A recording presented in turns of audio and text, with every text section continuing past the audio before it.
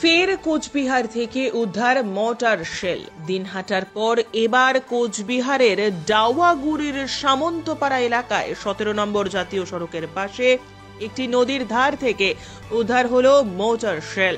স্থানীয় বাসিন্দারা প্রথমে এই শেলটি দেখতে পান এবং পুলিশকে খবর দেন। কোচবিহার কোতোয়ালি থানার পুলিশ ঘটনাস্থলে পৌঁছে গোটা এলাকাকে সিকিউর করে। কোথা থেকে এলো এই মর্টার শেল, সেটাই এখন বড় প্রশ্ন। সাধারণত এই মর্টার শেল জওয়ানেরা ব্যবহার করেন। পুলিশ সূত্রে খবর এমনটাই। দেখতে পেলাম, এখন তো আতঙ্কে আছি আমরা সবাই। মানে কখন জানতে পারলেন? এই তো কিছুক্ষণ আগে জানতে পারলাম আমরা। মানে কি জানতে পারলেন? এই যে বস্তাগুলো আছে এখানে বম দেখা দিচ্ছে আর কি। বম আমরা দেখি মানে এর আগে কি দেখেছিলেন এখানে? না, কখনো দেখিনি। আজকে কোথায় দেখতে পাওয়া পেলাম। গেছে? এখানেই পাওয়া গেছে? হ্যাঁ হ্যাঁ, এখানেই পাওয়া গেছে? এখানেই পাওয়া গেছে।